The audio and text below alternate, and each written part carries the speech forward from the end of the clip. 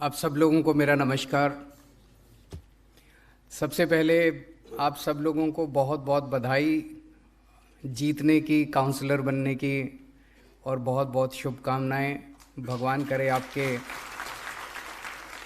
अगले 5 साल बहुत अच्छे बीतें और आप जनता की खूब सेवा करें। मेरी नज़र में ये चुनाव बहुत बहुत बहुत मुश्किल चुनाव था। कुछ लोग कहते हैं आसान चुनाव था, लेकिन ये किसी भी हालत में आसान चुनाव नहीं था।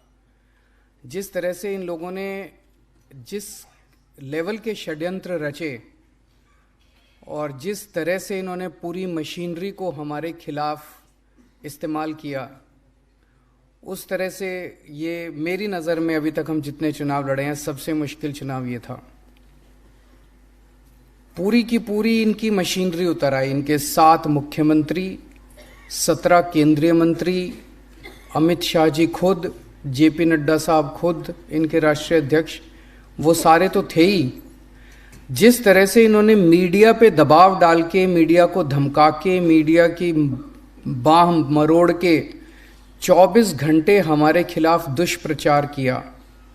रोज सवेरे 9 बजे मैं देखता था, 8:30 9 बजे एक वीडियो निकल के आ जाता था, कोई फर्जी वीडियो एक निकल के आ जाता था, और फिर वो 24 घंटे सारे चैनलों पे केवल और केवल वो वीडियो चलता था।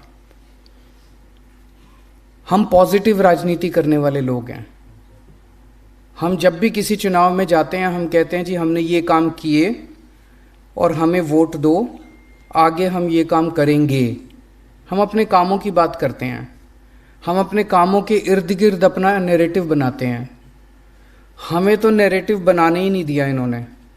हम सोचते थे हम 10-11 बजे प्रेस कॉन्फ्रेंस करके आज ये कहेंगे कि हमें वोट दो, हम कूड़े के पहाड़ हटाएंगे। पता चलता था 8:30 बजे ही कोई वीडियो आ गया, वो 24 घंटे वीडियो ही चल रहा, हमारी प्रेस कॉन्फ्रेंस तो चलती ही नहीं थी। इतने वीडियो लेके आए, इतने फर्जी वीडियो लेके आए। तिहाड़ जेल के किसी ठग को पकड़ लिया, उससे चिट्ठियों पे चिट्ठियां लिखवा रहे हैं। कभी सतेंद्र जैन को जेल में डाल दिया, कभी मनीष सिसोदिया के खिलाफ फर्जी केस कर दिए, कभी कैलाश गहलोत के खिलाफ फर्जी केस कर दिए। इतने सारे फर्जी case, CBI, ED, income tax की इतनी सारी रेड। मैं समझता हूं कि इस किस्म का युद्ध इन्होंने किसी के साथ नहीं किया जिस किस्म का युद्ध इन्होंने एमसीडी के चुनाव के दौरान किया। इन्होंने हमें बदनाम करने में कोई कसर नहीं छोड़ी। ये नहीं कहते थे कि बीजेपी वाले ये नहीं कह रहे थे कि भाई हम ईमानदार हैं और आम आदमी पार्टी वाले चोर हैं। वो ये कहते थे हम तो चोर हैं, ये भी चोर हैं, हमारे जैसे ही हैं ये भी। उनका पूरा का पूरा जो हम बार बार हर फोरम पे खड़े होके कहते हैं हम कट्टर ईमानदार हैं, ईमानदारी हमारी आइडियोलॉजी, हम कट्टर ईमानदार हैं, वो इसको ध्वस्त करना चाहते थे कि नहीं ये ईमानदार नहीं है, ये हमारे जैसे ही हैं, ये ईमानदार नहीं है, ये हमारे जैसे ही हैं। इनका पूरा का पूरा ऑपरेशन इसी के ओर था। पर जनता को बेवकूफ थोड़ी बना सकते हो। ये लोग सोचते थे जनता पागल है, ये लोग सोचते थे जनता को बेवकूफ बना लेंगे। इनका सारे दुष्प्रचार के बावजूद जनता ने आपको वोट दिया। इसका मतलब हम लोगों ने पिछले कुछ सालों में जो कमाया है, जो मेहनत की है, जनता उसको देख रही है। टीवी पे चलाते थे मनीष सिसोदिया सबसे बड़ा भ्रष्टाचारी, गली में हो रहा होता था कि बीजेपी वाले चोर हैं। गली में जनता कह रही होती थी बीजेपी वाले चोर हैं, लेंटर पे पैसा खाते हैं। मैंने देखा एक सोशल मीडिया पे किसी पत्रकार ने पूछा किसी से, कहता है जी वो मनीष सिसोदिया के खिलाफ ये आरोप लगे हैं, ये आरोप लगे, आपको क्या कहना है? वो बोला जी मेरे बच्चे का तो भविष्य बना दिया। ऐसा आदमी जो बच्चों के स्कूल अच्छे करता है वो कोई चोर थोड़ी हो सकता है। तो आप जनता को बेवकूफ़ समझते हो क्या? तो हमने जितने काम किए अभी तक और हमने अपने आचरण के जरिए जो जनता का दिल जीता है, वो ये लोग तोड़ नहीं पाए। अब इसे आगे ले जाने की जिम्मेदारी आपकी सबकी है। अगले 5 साल में कुछ ऐसा करना कि वो विश्वास और सुदृढ़ हो। ऐसा ना हो जाए कि 5 साल के बाद वो विश्वास जनता का कम हो जाए हमारे ऊपर। विश्वास और ज़्यादा बढ़ना चाहिए, विश्वास कम नहीं होना चाहिए। जनता का प्यार, जनता की मोहब्बत हमारे प्रति और ज़्यादा अगले 5 साल में बढ़नी चाहिए, वो कम नहीं होनी चाहिए। सबसे ज़्यादा दुखी जनता भ्रष्टाचार से है एमसीडी में, बहुत ज़्यादा। हर लेंटर पे पैसे लेते हैं, हर काम के पैसे खाते हैं, बहुत ज़्यादा दुखी है जनता। आप सब लोगों से हाथ जोड़ के निवेदन है, आप सब मेरे से, बहुत सारे आप में से उम्र में छोटे भी हैं, कुछ बड़े भी हैं, तो कुछ छोटे भाई बहन हैं, कुछ बड़े भाई बहन हैं। सबके भाई की तरह मैं यही कहना चाहता हूँ कि मैंने अपनी ज़िंदगी में सब कुछ देखा है। इनकम टैक्स में भी था मैं, वहाँ भी खूब पैसे कमा सकता था। उसके बाद फिर काफ़ी टाइम एनजीओ में काम किया, सुंदर नगरी की झुग्गियों में रहा। उसके बाद फिर मुख्यमंत्री बनने का मौका मिला, यहाँ भी खूब पैसे कमा सकते थे। लेकिन फिर अगर मैं पैसे कमाता तो फिर मैं कुछ भी नहीं कर पाता अपनी ज़िंदगी में। अगर आपने आगे बढ़ना है तो आपका चरित्र और आपका आचरण आपको आगे लेके जाएगा। आप अगर ये सोचो ना कि मैं पैसे कमा लूं और किसी को पता नहीं चलेगा, सब पता चल जाता है सबको। और किसी को पता ना चले, ऊपर वाले को तो पता चलता ही है कि नहीं है?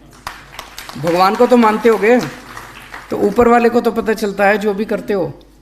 ये मान लेना कि अगर पैसे खाने चालू कर दिए तो ये आपका आखिरी मौका है ज़िंदगी का। भगवान ने आपको मौका दे दिया, आम आदमी पार्टी ने टिकट दे दी, जनता ने आपको जिता दिया। अब यहाँ से आगे का रास्ता आपके ऊपर है। ईमानदारी से काम करोगे, सेवा करोगे, बहुत आगे तरक्की करोगे। और अगर इसी बार लालच में पड़ गए तो ये सोच लेना अगली बार टिकट भी गई और जनता भी गई, सब कुछ गया। उसके बाद बस ये 5 साल ही हैं, उसके बाद और कुछ नहीं है। दूसरी चीज़, जो आदमी पैसे खाता है ना वो काम नहीं कर सकता। मैंने तो ये देखा है। एक बार ये लत होती है। मैं आपको एक छोटी सी कहानी सुनाता हूँ। मैं विपश्यना में जाता हूँ। विपश्यना में जब आदमी जाता है तो धीरे धीरे कई सारे उसके ऐब छूटते जाते हैं। तो मेरा एक इनकम टैक्स में मेरा एक दोस्त होता था, वो भी मेरे साथ विपश्यना में जाने लगा। तो वो सिगरेट पीता था, सिगरेट छूट गई। दारू पीता था, दारू छूट गई। वो इधर उधर लड़कीबाजी करता था, वो भी छूट गया। पैसे लेना नहीं छूट पाया उसका। छोड़ना चाहता था, छूटा नहीं। मैंने पूछा उससे, कहता है जब भी मेरे सामने कोई इनकम टैक्स पेयर आके बैठता है, एसएससी आके बैठता है, कहता है मेरा शरीर कांपने लग जाता है अपने आप, खुद ब खुद। वो लत लग गई थी उसको। इतनी गंदी लत है ये पैसे की, इतनी गंदी लत है, ये छूटती नहीं है, बड़ी मुश्किल से छूटती है। इस लत को मत लगा लेना, नहीं तो बर्बाद हो जाओगे। आप भी बर्बाद होगे, आपके बच्चे भी बर्बाद होंगे। ये सीबीआई ईडी वाले तो बाद में आएंगे, वो तो बर्बाद करेंगे ही करेंगे। जेल भी जाना पड़ेगा, सब कुछ बर्बाद, इज्जत भी जाएगी, सब कुछ खराब होएगा, लेकिन आप भी बर्बाद हो जाओगे। और दूसरी तरफ अगर आपने ईमानदारी से काम किया, आज मनीष सिसोदिया ने, हमने, सब लोगों ने ईमानदारी से काम किया है, तो इतने बड़े षड्यंत्र के बावजूद भी कोई हमको बेईमान नहीं मान रहा। कह रहे हैं जी ये ईमानदार लोग हैं जी। और अगर आपने पैसे लेने चालू कर दिए तो इज्जत भी जाएगी, सब कुछ जाएगा। फिर जनता आपके साथ, कोई आपके साथ खड़ा नहीं होगा। और आपके परिवार वालों को जो दुर्गति होती है, आप तो की तो होगी, परिवार वालों की जो दुर्गति होती है वो बहुत ज़्यादा होती है।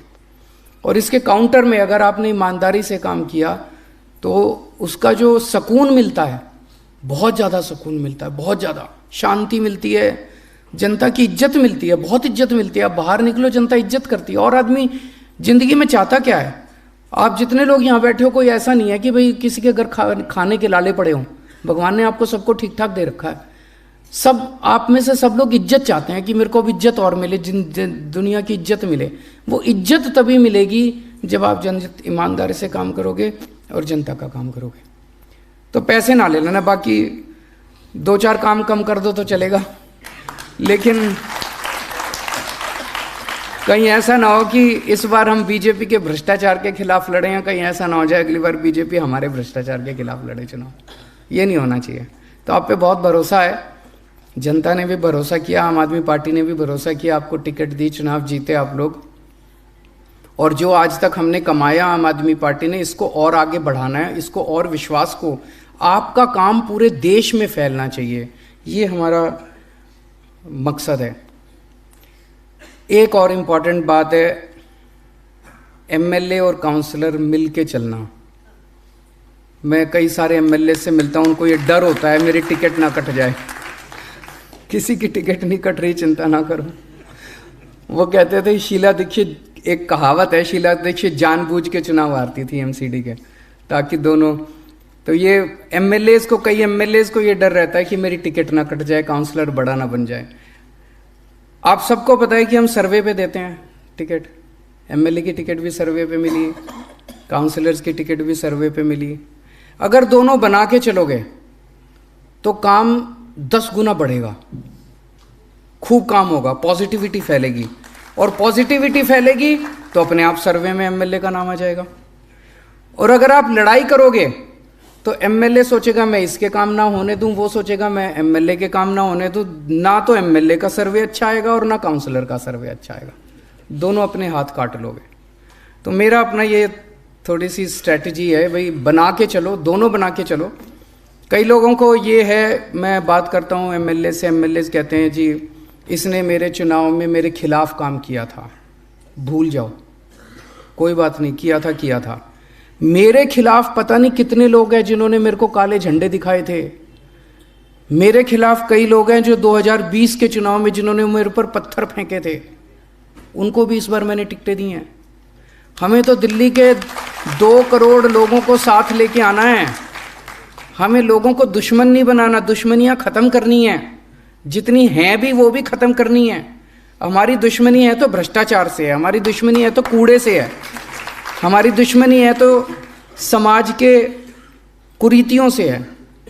जितने भी 2 करोड़ लोग हैं जिन्होंने भी हमारे खिलाफ कभी जिंदगी में काम किया, उनको भी दोस्त बना लो, सबको दोस्त बना लो। अंत पंत में सारी बीजेपी को भी ज्वाइन कराएंगे एक दिन, चिंता ना करो, सारों को साथ लेके आएंगे, सबको, 2 करोड़ लोगों को सबको एक दिन आम आदमी पार्टी में ज्वाइन कराएंगे। तो ये सारा अपने मन से निकाल दो। कई लोगों के मन में इसने मेरे खिलाफ काम किया था, मैं जिंदगी भर इसका साथ, इसको नहीं, छोड़ दो। किया था, अब गले मिल लो, बस हो गया। अब आगे काम नहीं करेंगे, साथ मिल के काम करेंगे, पुराना खत्म। तो साथ मिल के काम करना है और सबके काम करने हैं। कई हम लोग ये सोचते हैं ये हमारी पार्टी का, इसने तो मेरे को, इस मोहल्ले ने तो मेरे को वोट ही नहीं दिया, इसको मैं क्यों वो करूं। आप ये मान के चलो कि जब हमारी सबसे पहले 28 सीट आई थी, हमको बहुत कम लोगों ने दिल्ली में वोट दिया, फिर अगली बार और ज़्यादा दिया, फिर अगली बार और ज़्यादा दिया। क्यों? हम धीरे धीरे इसको भी अपना बना लिया, इसको भी अपना बना लिया, व्यापारियों को भी अपना बना लिया। अगर हम ये सोचते थे ये तो हमारा वोट, ये तो हमें वोट नहीं देते, ये तो वोट नहीं, तो हम तो और कम होते जाते। अपने मन से ये निकाल दो कि इस मोहल्ले ने अगर वोट नहीं दिया तो सोचो इस बार तो इस मोहल्ले का वोट लेना ही है, उनके काम करने ही हैं।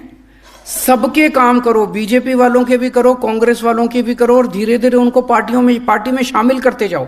लड़ना किसी से नहीं है, पूरी विनम्रता के साथ हाथ जोड़ के आगे बढ़ना है, सबके काम करने हैं।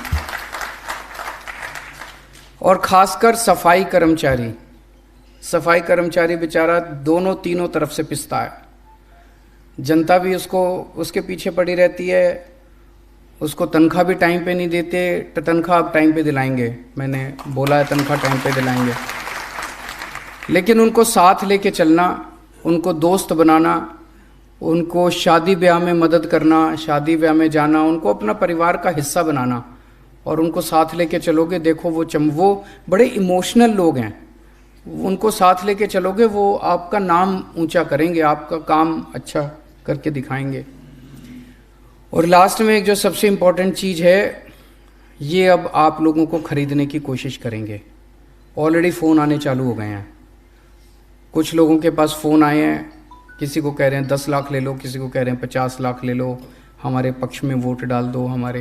मुझे पूरी उम्मीद है आप में से कोई नहीं बिकने वाला, एक आप में से हीरा है, मेरे को पूरी उम्मीद है, लेकिन इनको एक्सपोज करना भी ज़रूरी है। तो अपने अपने फ़ोन रिकॉर्डिंग पे लगा लो, जो भी फ़ोन आए रिकॉर्ड हो जाएगा, तो रिकॉर्डिंग पे लगा लो, रिकॉर्ड कर लेना। और अगर कोई आके मिले तो धीरे से अपना फ़ोन की रिकॉर्डिंग ऑन कर देना, चाहे ऑडियो रिकॉर्डिंग ही ऑन कर लेना, इनको रिकॉर्ड कर लो, इनको एक्सपोज करना। तेलंगाना का देखा था आप लोगों ने, तेलंगाना में किस तरह से ये एमएलए खरीदने गए थे, देखी थी आप लोगों ने, वो वीडियो आई थी। उसमें ये भी कह रहे थे दिल्ली की हमने 40 एमएलए खरीद लिए, तो 100 करोड़ रुपए तेलंगाना के एमएलए, तेलंगाना की सरकार गिराने के, उन्होंने रिकॉर्डिंग कर ली इनकी सारी, और ये फंस गए। और इसमें सारे बड़े बड़े नेताओं के नाम ले रहे थे। तो अगर कोई भी आए आपके पास, सबकी रिकॉर्डिंग कर लो, और रिकॉर्डिंग करके इनको एक्सपोज करेंगे। इनकी कुरीतियाँ जनता के सामने लाना बहुत ज़रूरी है। और अगर किसी के पास भी फ़ोन आए, कोई मिलने आए, तुरंत अपने कोऑर्डिनेटर को बता देना। अभी जो मनीष जी ने बताया, आतिशी, दुर्गेश, सौरभ, आदिल जो हैं, इनमें से जैसे ही आपके पास आपके एमएलएज भी हैं, अपने एमएलएज के भी संपर्क में रहना, और अगर कोई ज़रूरत पड़े तो इनको भी बता देना, अपने अपने एमएलए को बता देना या ऊपर बता देना, उनको ज़रूर बता देना, ताकि इसके ऊपर हम तुरंत एक्शन ले सकें। आप लोग सब लोग का अगले 5 साल खूब अच्छे बीते हैं। आप लोग खूब एंजॉय करो काम करना, जनता के खूब आपको आशीर्वाद मिले, ऐसे मैं प्रभु से कामना करता हूँ। बहुत बहुत शुक्रिया।